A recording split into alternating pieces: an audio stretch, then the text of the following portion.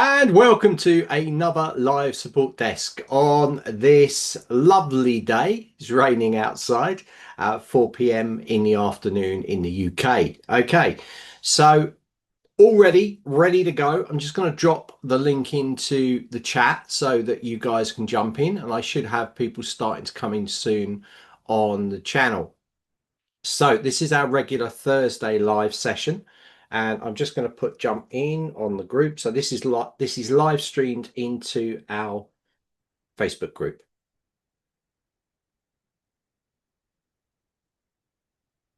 Okay.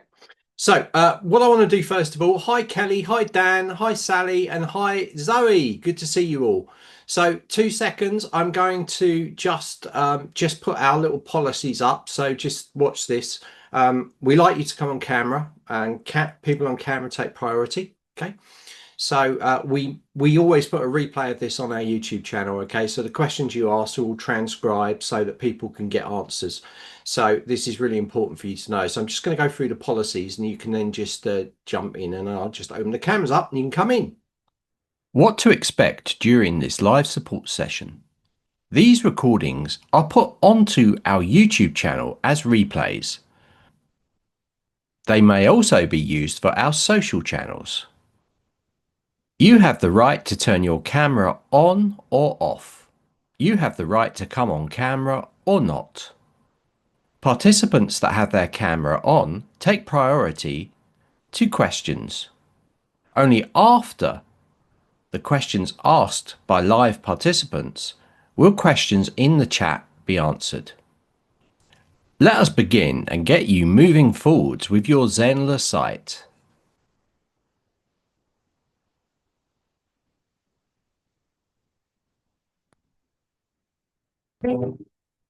Okay, guys, so we are ready, we are prepped, we are prepared. We have lots of lovely people in here today. Got Freya in here as well. We've got some new people in here, so this is all very good. So what we're going to do is I'm going to try to run this. People have got cameras on. I'm going to take priority on, and I'm going to open this up so you guys can come on and ask your questions. So, oh, greetings from Washington, DC. Whoa. So here we go. You guys can come on camera, and if you just raise your hands, okay, then I'll know who's asking. Raise hands straight away. Dan's in. So, hi Philip. All good. I can see you clearly. It's all good. So I'm just going to have Dan come up here, and then we're going to jump onto Pavla. Looking very cool there. I love your background. Okay. Hi Dan, good to see you again. Hi You're a there. regular. You're a regular. Yeah. Well, I'm getting there actually. Solved the domain issue thanks to Cloudflare. Much relieved. So Good. first of all, if there are any architects, we're looking for suggestions on what to do with the White House. Other than that, not funny. Yeah, about on Monday we talked about memberships and things, and from my weekly conversation club for teaching ESL. I thought the one-page membership looked like a fairly kind of low friction way to do this. And low friction is very important with English as a second language because the more obstacles you put in front of people who are learning English, the more likely things are going to go wrong. So the club meets Tuesday, Thursday evening, 45 minutes a shot. I open it up, it's permanent, right? So I thought it's a subscription model basically. You pay whatever, $10 a month, and you can drop in anytime you want, any night you want. And I close it out 5 minutes after the hour, right? So you come in, you do a fun speaking practice, and everybody's happy. But the thing is, people are going to be subscribing in and not paying at some point. And I don't know how to handle that. They subscribe, they start coming, they stop coming, they want to unsubscribe. how is that handled with the automations? I mean, first of all, is what I'm talking about the right way to go? The sort of Well, subscription membership. It's it's a nice, course, simple. This right? is what I was saying when we run. We guys, for you guys that don't know, we're running a Accelerator Plus program where we went through different types of membership models. Okay, so I'll drop the link in the chat anyway. But Dan's looking at one of the types, which is one page, where it gives you flexibility because although it's a one page membership, meaning you just access the course access page, so the curriculum block is deleted, but it gives you this option of using the curriculum later if you want to. So Dan, this could work really well. And I see you adding the curriculum block. I see you adding a reoccurring live class that people can just drop in and out of. As far as the subscription, people come in and pay their subscription. And of course, like you said, there's going to be a drop off. So how do you handle that? Well, there's two ways you can handle it. If their payment doesn't go through because they stop it at the payment gateway, it will automatically unroll and enroll them. Okay, Mm, so they'll be unenrolled automatically. The other side of it is that you could do and I suggest you do this. And I actually put a post on the Facebook group saying, create yourself a page, a help page for your users, hmm. right? So they can go through and they can see how to unsubscribe if they want to. Not that you want them to, right? It's more about being transparent with it. So if they know, oh, they've made it really easy for me to unsubscribe, I just go into my account, I see my billing and I cancel, and that's good. And if it cancelled, then the system will not let them in anymore. Okay. So they Hmm. won't have access to your classes. So it is handled with that. You have automated emails that go out if a payment hasn't gone through. Maybe it's because they've automatically, unsubscribed from the payment gateway like Stripe or PayPal. That could be the case where it triggers. If it triggered that email, they would probably just ignore it, right? Or they would be, oh dear, my card's out of date. I need to update it. So that's Hmm. how you could handle that. It is pretty automatic, but I do suggest that you do create this help page for your users Yeah, because it's yeah. a really good thing. You can put it down in the footer.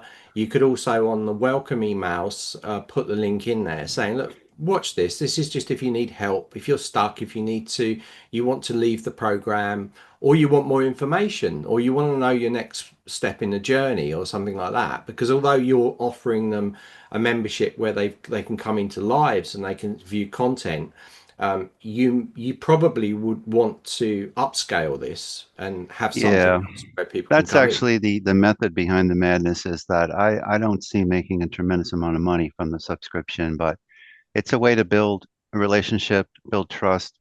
If they want to unsubscribe, I would invite them to contact me to book an assessment, to talk about doing one-on-one. But everything you're saying makes sense. The only other thing is I have found with these clubs that if you do a reminder 24 hours before and then 1 hour the day of before, that tends to capture everybody. Everybody knows it's going to happen. And I assume that can just be sent out in an automated way to all members, right? But do you think that's excessive or in your experience? We used to send out like two emails, Yeah. but we kind of only send out one now. Hmm. And I think it's like one of these things. If it's new, then maybe people need pushing a little bit because they don't know about it. But when it becomes, I mean, it's a membership, right? So when it Yeah. becomes like a place that you're going to hang out, then you Hmm. tend to know. It's like this live support desk. You know, it's 4 p.m. You always turn up, Dan. You know. Yeah. So it becomes like an automatic thing. But I think initially you might want to do that and reduce it down. Or you could ask your users, like, I send you two emails, is that excessive? And they would say, no, it's fine. Or they might say, yeah, so you can be led by your users as well. And I think Yeah. that's always a nice thing to do to ask your users what they want to see and how's this working for you? Can I make this better for you? I think it's always a good thing to ask. Maybe at the end of the live, you can ask these sort of questions. Are Oh, you yeah. loving the workshop? Give me a review on Trustpilot or something. Well, I There's would do a always an follow-up. opportunity at the end of any live that you shouldn't just run the live and do your teaching and then just end it. No, you no, know? no. It's doing a review, a short review. Loom video is what I've been doing, and you invite them to ask questions. You say, do a little survey. How was this? Scale of 1 to 5. All right. The only other question is, I want to build a community for people who've been in the club at least one or two sessions, just so I can confirm that they're not antisocial and weird.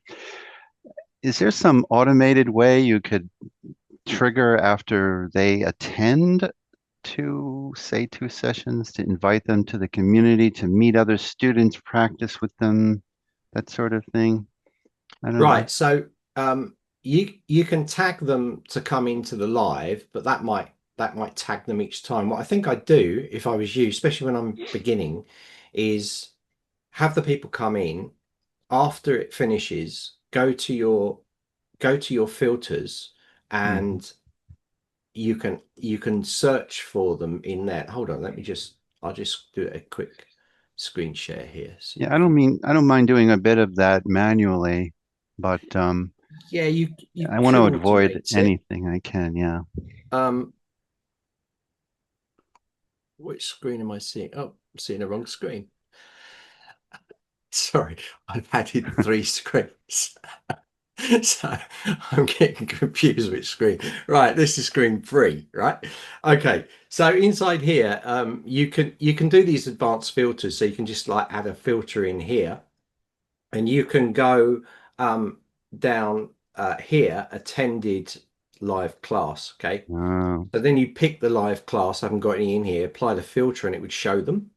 But if you've set it on the one caveat here, if you set it on a live class that's going to be recurring, then it could get all of the people, but it will get all the people that attended. So whether they attended one or whether they attended two, right? Mm-hmm. So after the event, you might want to go in and apply this filter. Once you've got the filtered people, all you do is you click in here, right? You select all and you go bulk actions, and then you can just go tag, and you could just tag them. You could say live one attended or something, Approved or something like that, Yeah, and then the next approved. one you Yeah. run, you could do the same, and then you could apply another filter saying filter for. So this is what you would do. You go in and you go use the tag contains, and then you put the tag down there, and then you would apply a second filter and use the tag contains. So live one, live two. So you apply two, then you'd hit apply filter, and it would give you the people that have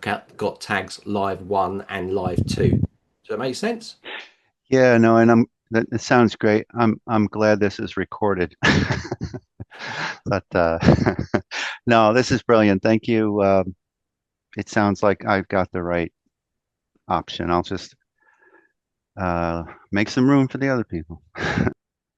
Fabulous. Good to hear from you, Dan. Brilliant. I got Pavla. Pavla's got a hand raised. Hi, Pavla. Hello, hello. Did I click Uh, correct? Okay, Hello. Your okay. mic is quite low. Is it low? Can you Hold hear on. me? I'll speak a I'm bit good. louder. Yes, I'm good. good. Yeah. So nice to see you, David. Thank you for taking my question. My basic problem really is linking my WordPress site to the Zenler site. Like I would like to keep the homepage, the work with me and the about me page from my WordPress. And on the Zenler, I'd like to have the courses, the blog, and the community. And I did set up the domain, or what do you call it, the second domain or something. And I got an email from Zenler that it's been finalized, yes. But I don't know what to do next. Subdomains called. I don't know how now next to link those tabs at the top of the header with each other kind of. Right. I got it. So what you need to do is I'm not going to show you here, but you need to go into your WordPress site. On your WordPress site, you need to set up in your navigation blog. And for the link for the blog, you're going to link to the subdomain blog for your Zenler site. Yeah. And Yeah, you'll I do have the a same. setup blog there. Yeah, and you'll do the same for the community. Now, if you don't want them to with the community, I think it's a good idea to set it up as a link that opens in a new tab. so you don't lose them from the master site, right? So that has to be done from WordPress. So what you're trying to do is you're setting a menu system up that's just going to cross-link between the two.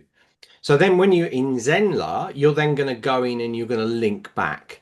So home page, for instance, you're going to click the home, you're going to have that home button, then you're going to click and you're going to set the link up to go back to your WordPress site, to the root of your WordPress site.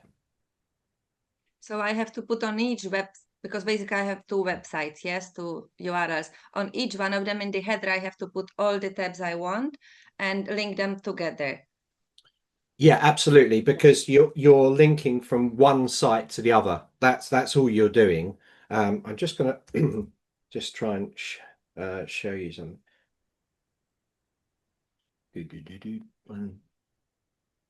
Okay.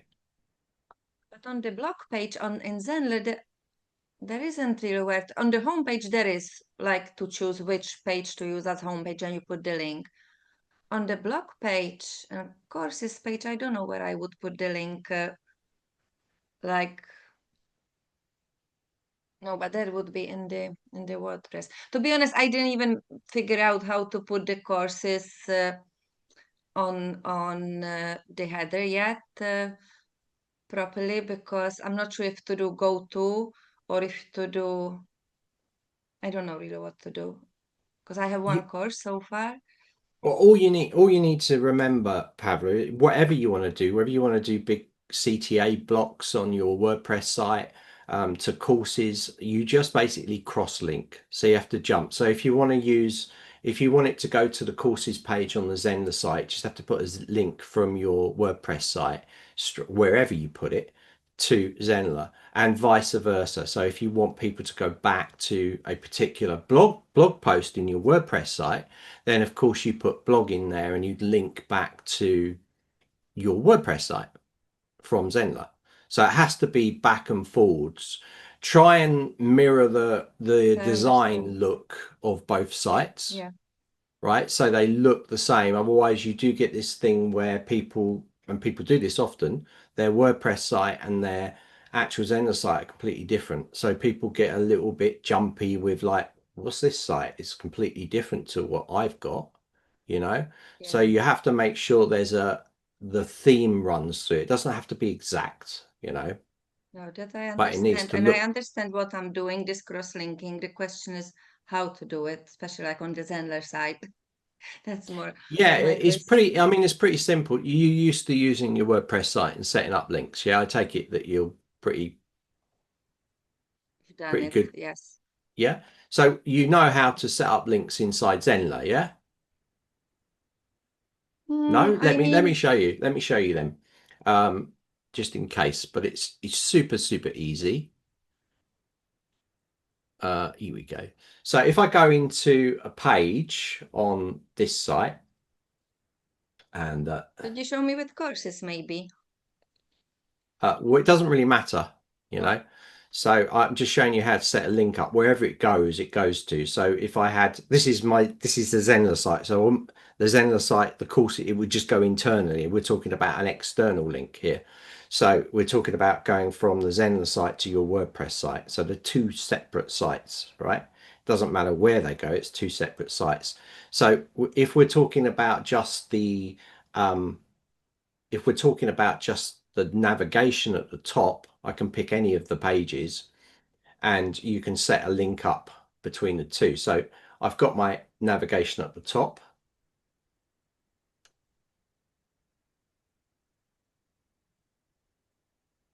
And if I go into the settings for this, I've got the menu items here. So down here, I'm just going to go, let's just say Google. It doesn't matter where it goes. This is what I'm trying to say to you, right? This can go to your WordPress site. I'm just going to go to Google.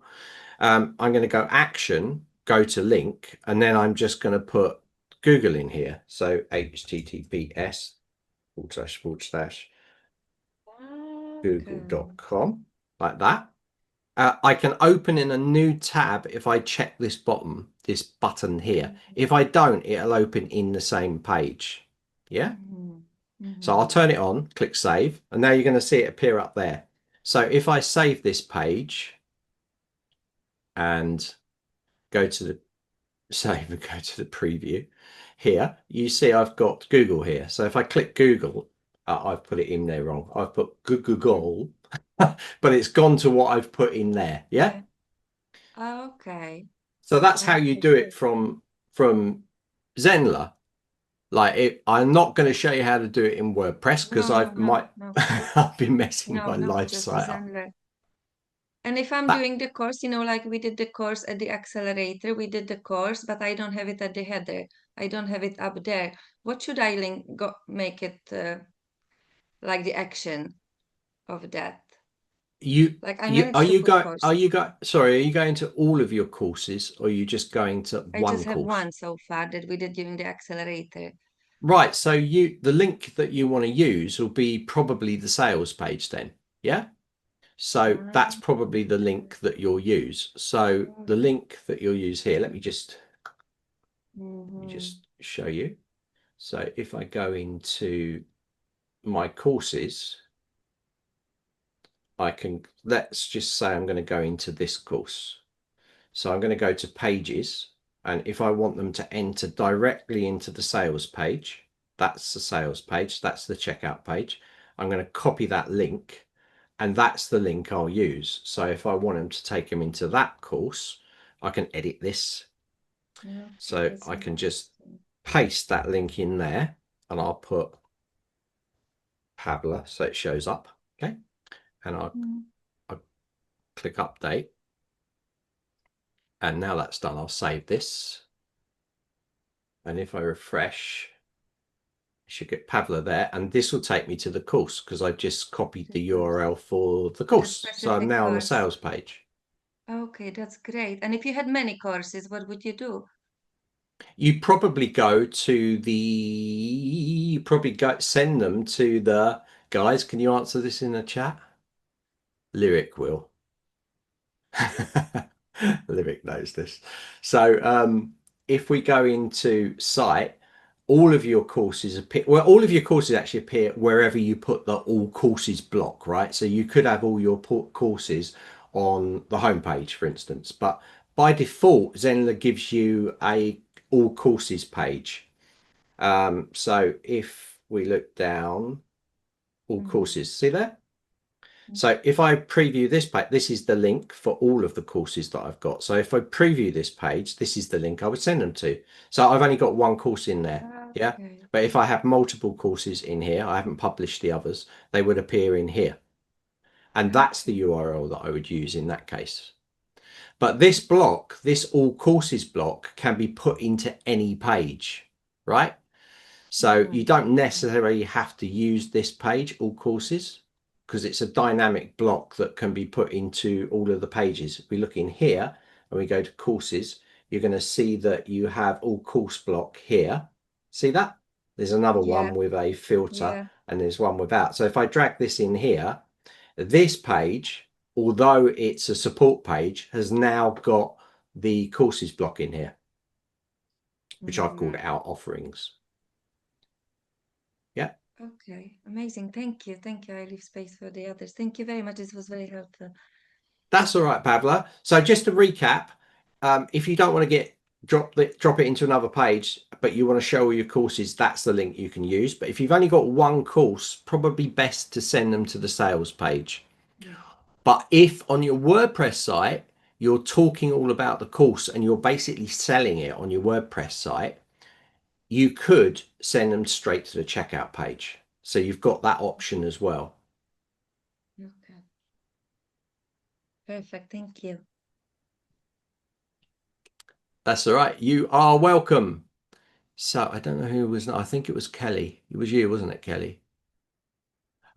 I'll do Kelly. Yeah, Lyric's nodding. She's in control. I should make you co-host, Lyric. Hi, Yeah, Kelly. I don't know what order we were in, but hopefully I haven't hopefully got a mine will clue. be sort of quick here. So I'm trying to I'm working on behalf of a client and I'm trying to get her email authenticated. We're just setting up. And so where I'm running into confusion on this is the website we've got set up in Zenler for her is called simplesoulmatesolution.com. Okay, she wants her email to be she wants to use the email silky@silkyweeks.com. They're through different providers. The Simple Soulmate solution is through Namecheap. The silkyweeks.com is through DigitalOcean. Okay. And then her email provider is actually Google Workspace. So I'm not sure where to add the CNAME records and the DMARC record in that case. You're going to add your DMARC record. Well, one thing, right? Just one thing I just want to point out. If you've got a website, then you should have an associated email address, right? I'm just going to put that out there. That's what you should have. If even though you've got a professional, another domain with a professional email that goes with it, that's not going to help you if you're putting it into a different domain site. Okay. So that's my caveat for you. Not a good idea. Not a good idea. Keep it the same. Like if you had Zenler.com, I could use hello@zenler.com for my email address, right? But I wouldn't use something like hello@Zenler, the best online platform in the world.com for the email, right? I just wouldn't, because they're separate. They're different domains. So although we sort of say to people, don't use Gmail accounts, this is the same thing that you're doing here, really. Okay. You can go ahead and do it. I'm just giving you a caveat. You can go in and you can go to your host of the email and you can set up your DMARC records and you can authenticate it inside of Zenler, but it's still not a good idea. Okay. Well, okay. And the grand plan is to get her silkyweeks.com domain moved into Zenler as well at some point, but I'm trying to pull strings to. Oh, then it will all tie up nicely. Yeah, but it's not there yet, and I wanted to get her a funnel set up. So should we just wait, you think? Well, there is another option here, right? So if you can set up the email under the same domain, so it's at whatever it is, then what you could do is you could forward all of those emails to wherever you like. And that way they would still come through the domain. They would just the email provider would then just send them on to, or the domain would send them on to whatever address you want. So that way it's still come through it. However, if they reply to it, it probably won't be replied through the same email, and that could hit a problem as well. But as a short fix, you could forward all your emails that go to the domain that's listed with the email to wherever you want. Okay. Okay. Cool. That helps. Does that help you? Yeah. Yeah, that does. And I think, and it makes sense then if we're changing it over to her name, that's silkyweeks.com, we could take the other domain that's in Zenler right now, and we could just forward that domain to her silkyweeks.com, I think. Okay. What you want to? Oh, you want to redirect through? Again, it's like, right, redirects are really good. Forwarding's really good, but it's not a permanent. It's not a good solution long term. Okay, because she's going to have two domains. She's going to have her name domain. She's going to have her program name domain. But they really need to go like to the same websites. Do you know what I'm saying? So would forwarding not be okay in that case? Okay, in that case, or would we want to rebuild we wouldn't want to rebuild the same website twice, I don't think.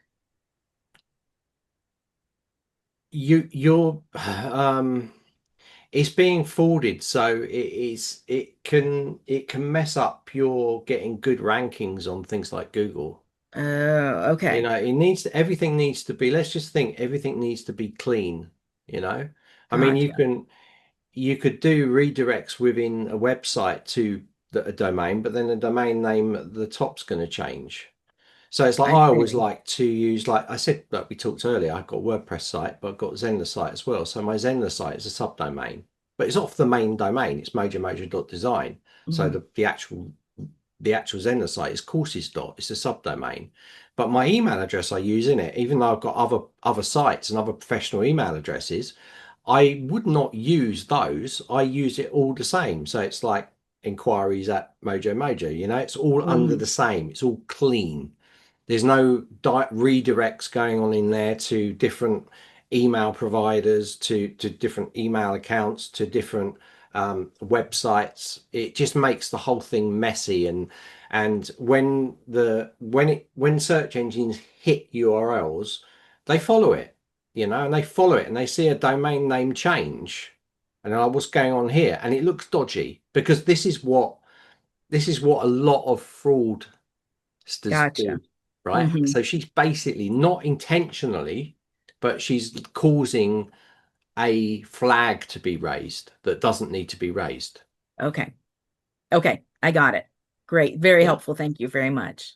That's all right, Kelly, because you've got to remember, like, if you've got a website, generally I mean, I've got multiple websites. I could put it all into one website. I would never do that, because I want to generally, if you're doing something in one area, you're going to have everything's going to be called that same thing. If she's doing something else, Amy Porterfield, she's got her own website, but she's got other websites as well, but they're completely split, because she's like, that's my coaching and all this stuff, and this is something different, you know. And a lot of people do separate it out, so there shouldn't be.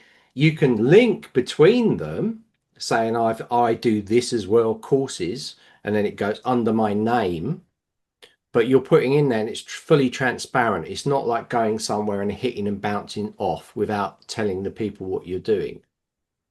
Okay. That makes a lot of sense. Cool. Thank you. Good to speak to you, Kelly. Right, I think now, I know, Philip, you're up soon, but I think Freya was next. I think. But I'll lose it. Right, hold on. Let me just hi, Freya. Hello, can you hear me? I can. Lovely. I did post in the Facebook group, but I am doing everything really last minute and trying to move from a terrible web host to Zenler, new Zenler. And I have people that are part of my membership already over on Wix, and I've got them all. So on Wix, you can change their date that they are doing, that their membership renews. And I was just wondering if there's a way of organizing that on New Zenler when they come over. Can I change their start date of their subscription or anything? When they come into the platform, because they're all on different dates. Yeah. They're going to have to reset up their subscription. Yes. So why don't you on Wix, when their subscription is about to finish, tell them to come into Zenler and start their subscription on Zenler? Yeah, I don't don't trust my clients. There is. Well, you don't trust them to resubscribe, or no, to be organized enough to do it on the right date. Right. So can I change people's renewal date? No. Okay. No. And you can't do that in Wix either, can you? Yeah, you can. When they pay. Yeah. You can set when they pay in Wix. Yeah. I've never heard of that, because you can also, they can choose their start date as well. Right. Okay. I don't know. I'd have to look at the case study. It's probably one for technical support, but I've never known a system where an administrator, like if I signed up on the 15th and I was paying on the 15th and someone changed it to the 20th, that's illegal. Because I've contracted for my subscription to start on the 15th. And if you go and change it or make it earlier, the 10th, and take a payment, then I've lost 5 days, you're breaking a lot of laws. So I'd be really careful of that, Freya. Really careful. Okay, well, it is something they do on Wix. they wouldn't do it if it was illegal. It doesn't sound right to me. Can you imagine, like, if you paid for your car insurance, and then one month before the 12 months, you had an amount come out of the subscription come out on the But car it's the same insurance. as it's the same as like adding a certain amount of days onto somebody's subscription. But we're talking about if you've got control to take it off. So if I've signed up for 12 months and then you decide to take another payment after 11 months. No, it's you can't go back that way, but you can push it. Oh, push it forwards. Yeah. Ah, right. Okay. Yeah. No, I don't think you can in Zenler. So you'll have to figure a way to, but whatever happens when they come into the platform, they're going to have to reset up their subscription. Yeah. So it's Yeah. kind of a Wix thing, really. You're going to have to see how you can get Wix to say, right, okay, at this point, that finishes, and give a notification that, or maybe some sort of redirect that will redirect them into the Zenler account for them to set up a new subscription. But I think the Yeah, key here. we're doing all of that side manually, like cancelling their subscriptions over there and then moving them over. All right, you can't automate it in some way. I don't know. I don't think so. Wix don't tend to want you to leave. No, no, they make it very hard. They make it really hard. I know, I've had this before. Yeah. Can you? Yeah, let me have a think about it. Okay. Let me have a think of some options. But the main thing is they're coming in at different times. You want them to leave Wix and come straight into Zenler and set up a subscription and go from there. Yeah, or to change it so that if they register on like the 3rd of November, the next one renews on the 15th of November. Right. Okay. And to make it as automated as possible our end. I think that the whole thing is hinged on Wix. Yeah. For the automation side. Let me look into it, Freya. It's an interesting one. I'll try. Thanks. I had a really long meeting with someone who does a lot with New Zenler, and they were just like, I've never heard of this before. I was like, oh God. But that's fine. It's fine. Yeah, I'll have a quick look around and see if there's an option for you there. Okay, cool. Thank you very much. Maybe you can use something like Zapier, I don't know, with Wix. Maybe that would work. We're registering with Stripe. Well, I've registered with Stripe, and then we're going to move them over. Even if we take the payments with Stripe on Wix, they have to re-register. They won't transfer the data over. Oh. Yeah. Oh, okay. Yeah, they're keeping tight control. Well, maybe there's a way using Zapier that you can export out and import that user into Zenler. And so let me think about it. That's a more techie question. I would send a message to support as well. Ask them anyway, but I'll get back to you. Can you email me, david@zenler.com, Freya, so I can reach out to you directly? Cool. Brilliant. Thank you very much. Fabulous. Good to see you, Freya. Bye. Right, I think I've got who is it? All right, yeah, it's Philip, isn't it? Yeah. Hi, Philip. I just got a real quick one because I know everybody's time is important.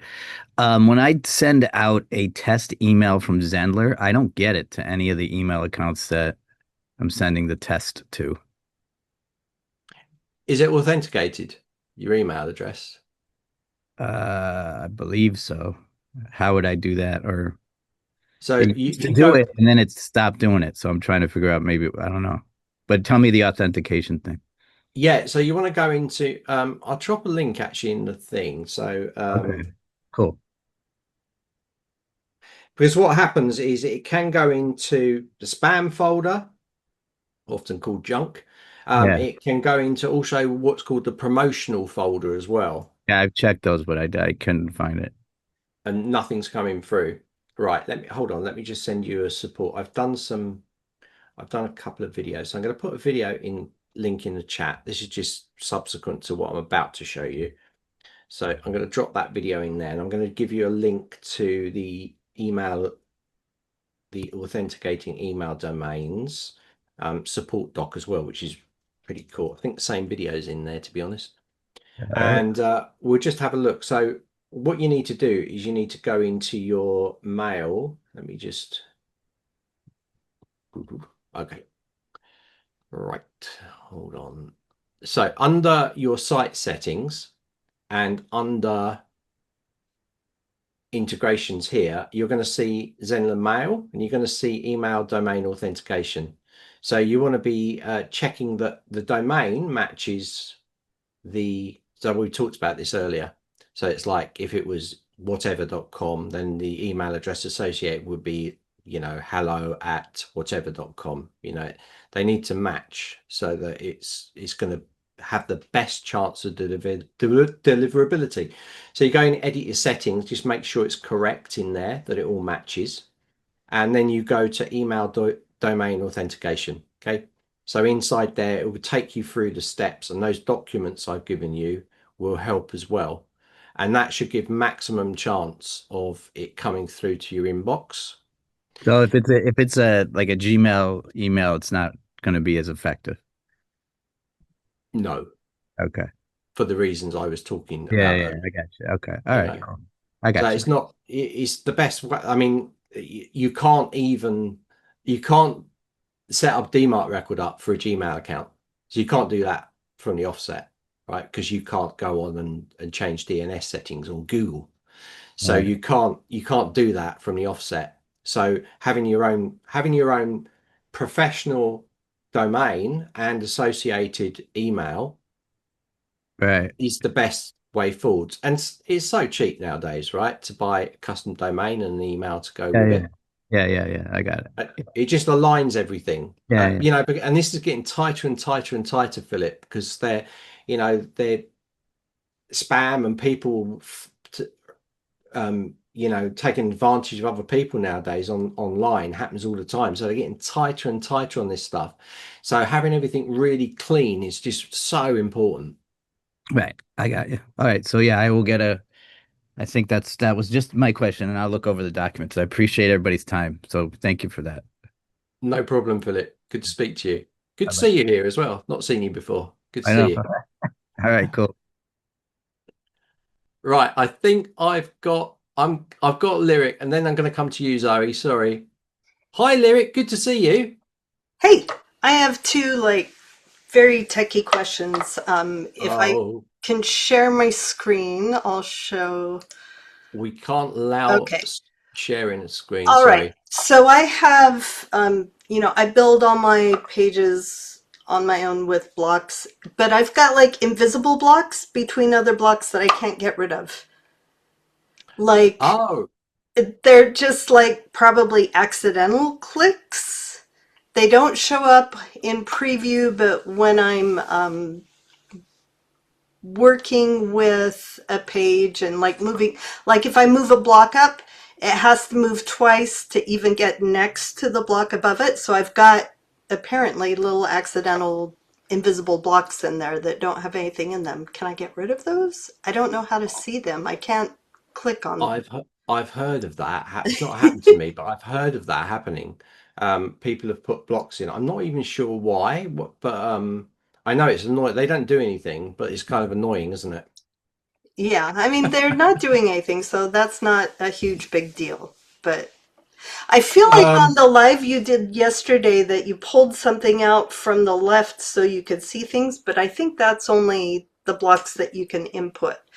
Is there a way to pull out and see all the blocks that are in there so I can see it and delete it? It's quite tricky because unless you know code, can you put anything in those invisible blocks? I can't click on them. Yeah, no. So they don't show, they're kind of just sitting there and then you just scroll over, but nothing really happens. Yeah. This is a techie one. Okay. It's not. No, Lyric. I think it's email me, Lyric. I'll take a look. We'll have to go private and then I'll go in and take a look at the code. So something's happening, and we had this, especially with older users that are got the platform. I think when some updates went in, it kind of left some of these funny blocks. It's never happened to me. Okay. All right. I think once it happened with a form block. Yeah, I've got it on a bunch of my pages. And I always thought it's just because I click around so much that sometimes I'm not paying attention.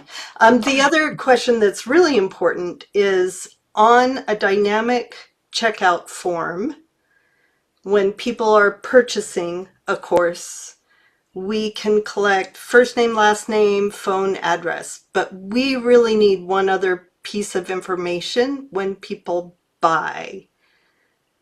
Is there any way to add one more field? I mean, I know how to build a whole different form, but like my assistant has been using Jotform instead of the payment system through Zenler, like it really needs to be through Zenler, because she can't collect that one field of data that we need.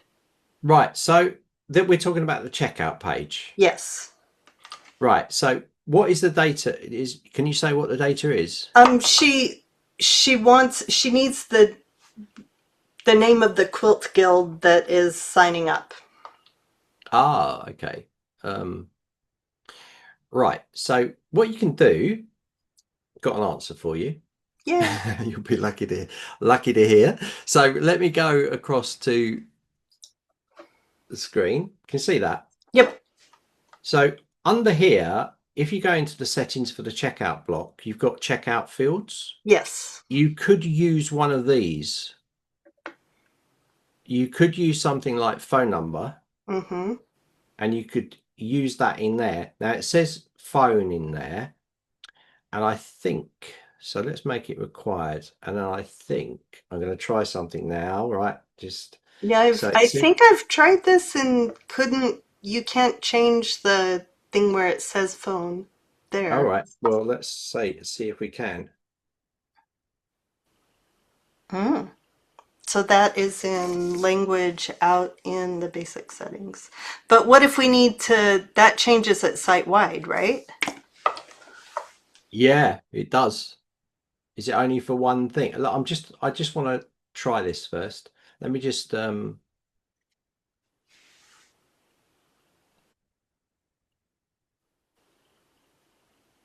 on.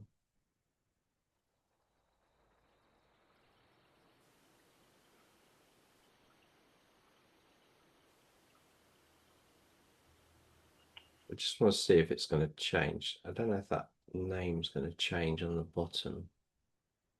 Guild. Yeah. Yeah. And then you could put, yeah, so you can put text in there. Yeah. So you could do that. It does change it site-wide. So if you didn't want it to be site-wide, you've got to turn it on, right? That's one thing we know. So we've got to turn it on. It's going to go site-wide. If you don't want it to go site-wide on a particular course, have you got a lot of courses where you don't want this to go site-wide? A couple, but I think it could be worked out. Like we could change, yeah. Well, I can give you a fix. I can give you a fix, but it's a bit codey. Guys, this is techie, right? So don't let your heads explode. So if we said this is going to appear now on actually it won't, because if I haven't got the phone number turned on another course, it won't activate. Yeah, but if I do need a phone number on the other course, it's going to say guild instead of phone. Yeah. Yeah, it is. So then you might need to go and take the address and turn that into phone. Unless we need the address on somebody else's things. Well, then you're running out of options, right? Yeah. Like when we build a marketing funnel, we can collect all the information we need, and that's not a problem. It's just on the couple things that we need people to pay for. Like what we're doing is we charge a group price and they get 2 people in for their group. So she wants to check and make sure that not 20 people are getting in for that one guild. Right. And I want her to have everything on Zenler instead of going to a completely different form. Right. So, okay. So, guilds are buying almost like a little bulk license, yeah? Yes. Why don't you get them to, if you want to cross-check that they're not giving away more tickets, as it were, why don't you send them a coupon? Yeah, we've done that 20. before. Yeah. Hmm. So that would be, if they've got a limit of 20, that if they exceed it, then it's not your problem. We could also do a workaround where the sales page goes to a form where we do collect, and the submit goes to the purchase where they just have to enter an email. Yeah. But they're registering. So you could do that the other way around. Yeah. Because when they go and buy, they're registering, they're entering their full details, and then you could get them to fill in additional information, because once they're in there, then an additional field put in, additional place, they could then put the guild name in there. So I think you can what we're looking for here is the smoothest way of doing it, isn't it? Yeah, because they often don't complete the entire registration process. You know, they don't actually make the account and put in their password and stuff. Even with big headlines that says, make an account and do a thing. But we're working with a lot of older women who, you know. Yeah, it happens, doesn't it? Tech people. Yeah. But I think it would be a really good option. I think this is something I've mentioned as well to Rakesh, is the checkout fields. There needs to be an option to add custom fields inside that area. Lovely. Yeah. It's something that is required because a lot of people have these questions, like they want to take additional information to be put into the platform. You know what else would be lovely? The ability to schedule blog posts. Yeah, I know. Ahead of time. I know.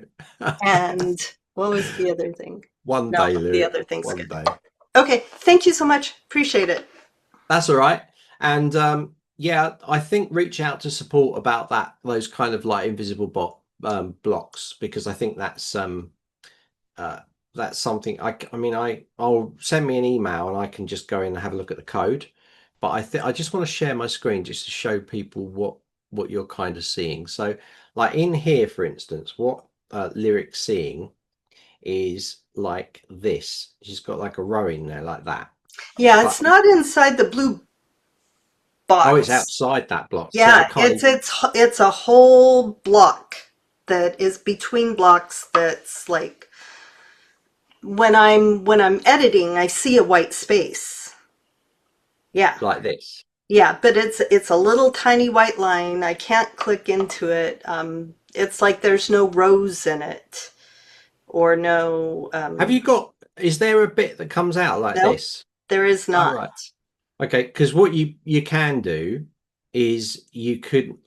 This is what I was saying. So like, yeah, if I could get in there to that code, I could see where it is. But it's a whole block. Like if you went to the orange block below and clicked the up button to move a block up, you know, even though it's a little tiny white line, like if I wanted, but it's still part of a block, isn't it? No, it's its own. It's between blocks. Like this. Yes.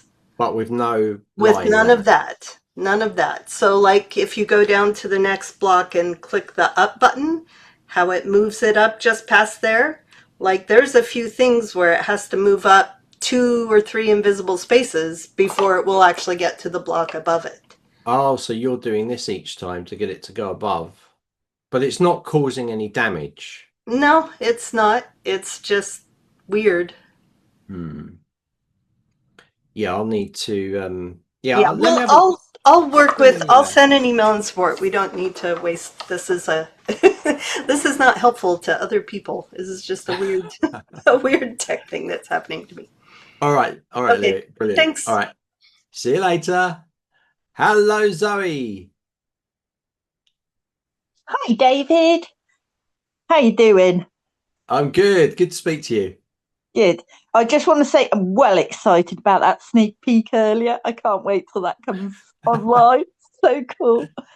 Yeah, gamification is pretty cool, isn't it? It looks brilliant and exactly what I need. So my question is hopefully going to be fairly simple to solve. On the dynamic header menu, if you go into the settings and go to menu, it drops down where you've got links. So you like your welcome pages on a link, and then you've got your blog on a link. Then below that, it says hide community menu. Now, I wanted to find out how I can make the community on a link so that it goes to a separate tab. At the moment, it doesn't show where I can edit that. Oh, really? So you haven't got this? Let me go in here. So you haven't got this here? So yeah, I've got that setting side, but it only shows the welcome page and the blog, whereas the community is visible on the top header, but it doesn't give me anywhere to action it, to edit it. It just Not so you can't do that. Thing on the the only thing on the side is hide community menu.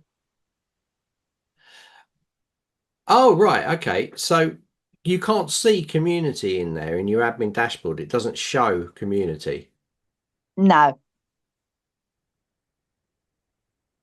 But it shows on the header menu. Yeah. Have you tested it as a student? Yes. Yeah. And you can see it as a student. See it there. Yeah. Can you put the URL in the chat? Not that I'm doubting you. I just want to check my end.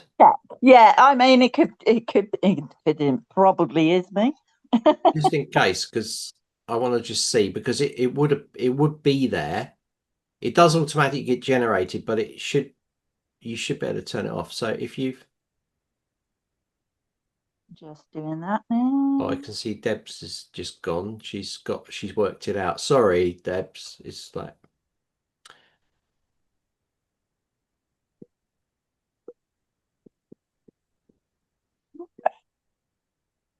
okay. Let me have a look. Right, let's go. So let me have a look in here.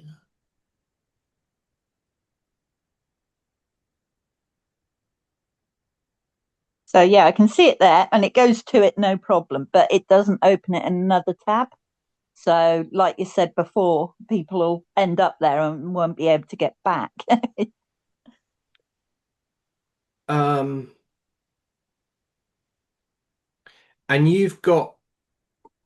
you're not seeing this in your menus?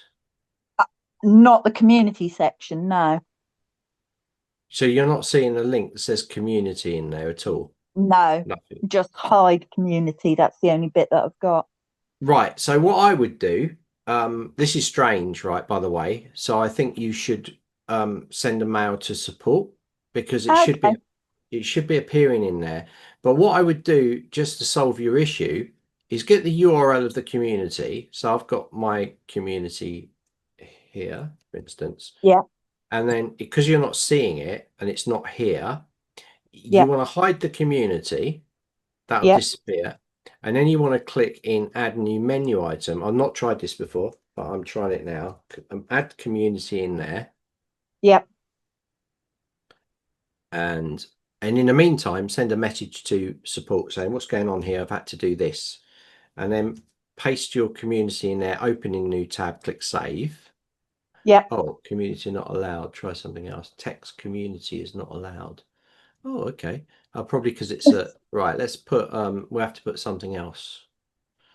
But yeah, I know what workaround. Yeah, I was thinking about trying that workaround, but yeah, that does make sense. I don't know if this will work. Let's click save. Okay, so that's in there. So I've hidden. If I put that back, then that will pop back up. Yeah. And I think we've stopped people using community in there because it's in there.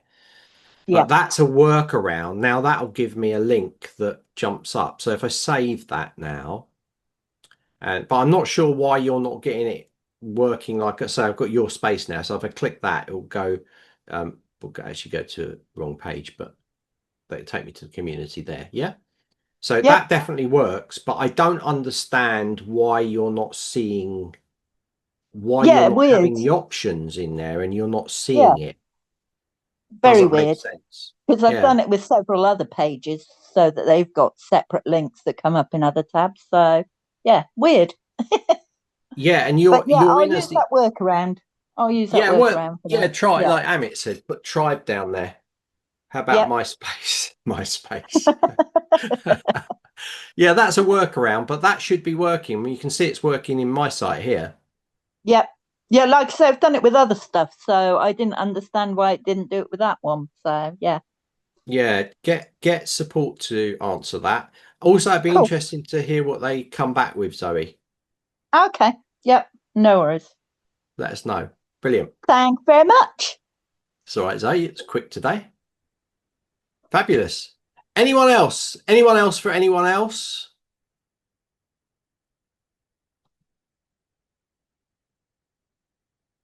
There is no JavaScript code in the global. Oh, that's a good idea. Yeah, it's good thought. Yeah. Zoe, Amit's put here. Amit, come on the camera. Jump on camera. There he is. He always comes up with some good. Hi, Amit. Good to see you. What's up? So yeah, really good point. So if there was JavaScript inside the global includes, that could cause a problem. So you might have hidden it or in some way. You could have even used CSS to have hidden it and not remembered it, Zoe. So is Zoe gone? She's probably gone. She's here. Yeah. So that's a good point. How are you, Amit? You good? We haven't seen you for so long. We've all missed you.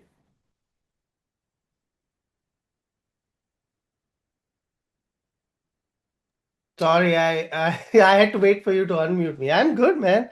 I saw you went live, so thought I would show up and bug you to become a business partner with me. Are we doing a are you going to come on a day with Zenler? And I've got a lyric here actually. It's two prime people I'd like to get on a day with Zenler next Friday. Are you going to commit? I don't know. Let me check. I'm trying to put you on the spot. What about you, Lyric? Are you gonna? Do you think you'd come on and do something? What, Always good when? stuff. Well, next Friday we've got a day with Zenler, so it runs from 8 till 10. Tomorrow or next week? No, next week, last Friday. So we got it from 8 till 10, then we got 12 till 2, and Amit normally does the afternoon one. 3 till That's 4. Halloween, isn't it? We'll have to come dressed up. It's going to be spooky. Think about it. I'm not going to put you completely on the spot, but have a think I about have it. to translate time zones to figure out if I'm not Of busy course. at that time. Because yeah, anytime. Brilliant. And you asked that, and I had another question, but you asked that, and now I forgot it. I might get Amit to answer this. Oh, great. Oh, Get him on the books. can I ask another quick question? Go on, Lyric. Maybe quick, maybe not. So I've got like 5 different websites on my Zenler account. One of them I'm building out. My oldest business is like 20 years old, and my tech stack is unbelievable. Like a WordPress site, a Shopify site, Podia hosts my online class platforms, MailChimp, I mean, and like 2 or 3 others. And I want to migrate as much as possible onto Zenler and have it all in one place. And I'm going to move my domain register away from GoDaddy because I've just had so many tech issues with them that I can't stand it anymore.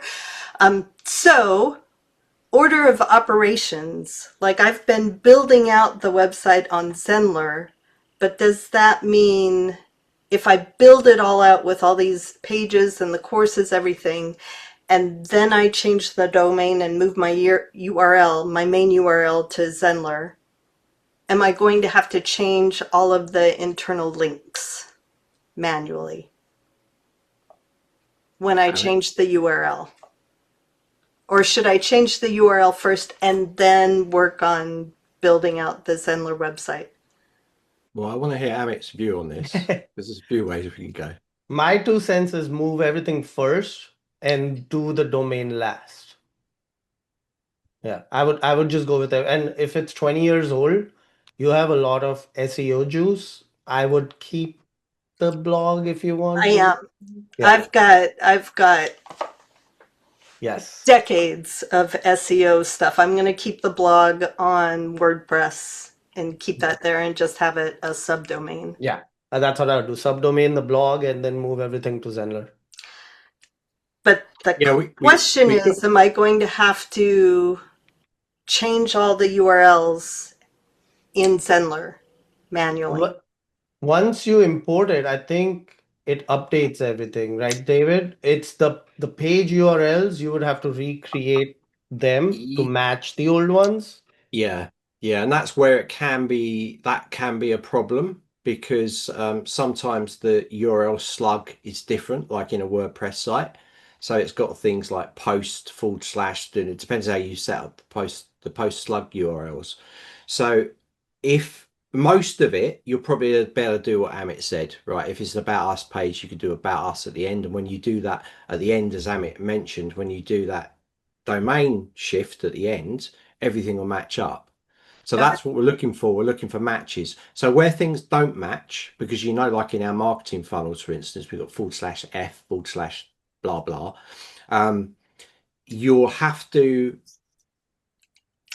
do some redirects inside of your host. So you'll be like, if it's a longer URL, you'll do redirect to the actual Zenler page. And that way, naturally, the URLs get updated, but the content will still remain there. So if someone hits the page, even though it'd be the wrong URL, they'll redirect to the same content on the correct URL.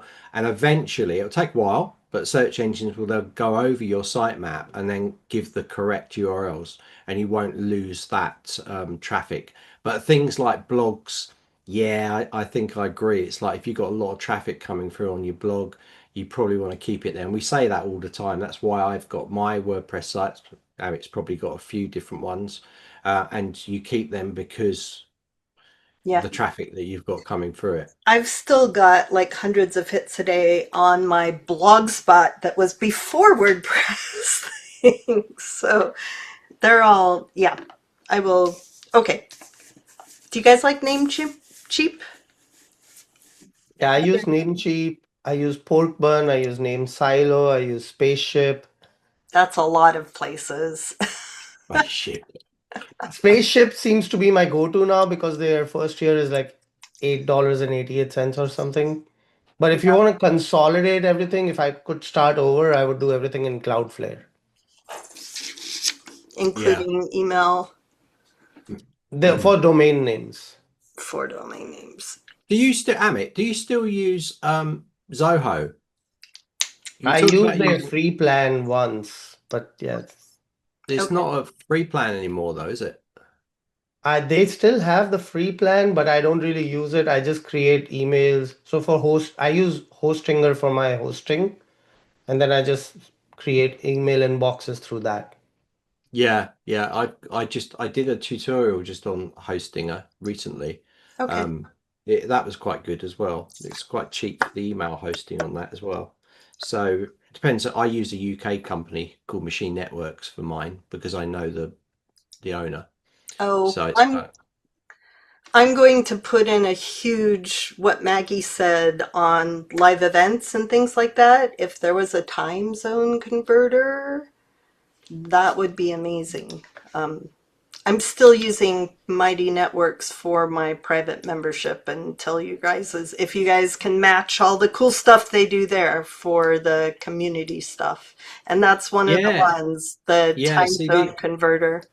Yeah, I see. It's all the little bits, right? So we got a system in place, and like we just talked about today, and this is quite interesting. Rakesh will listen to this, I'm pretty sure of it. These little things are really important. It's like with the checkout page, like having the ability to add extra fields in there, having the ability to have change not just to AM PM, but have a 24-hour clock for times of live events. That's also a massive one because most countries don't use AM and PM, right? So they use 24-hour clock, which is more, it's worldwide. So things like the converters as well. So we know that inside the calendar, inside Zenler, it will show the correct time. It already does that inside the calendar, but it doesn't do it on the page in the listing. So that's something that is good. And that's like these little tweaks and things, and these will happen, I'm sure of it, through the platform.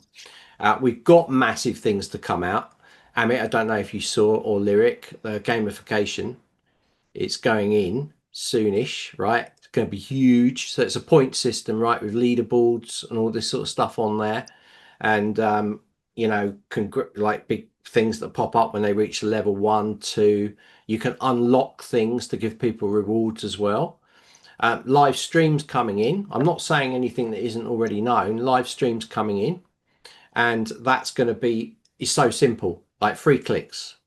You can live stream into your Zenler community. It's that simple. You can pick up the cloud recordings afterwards. It doesn't get deleted like Facebook one does. So it's all going to be super cool stuff coming your way for sure.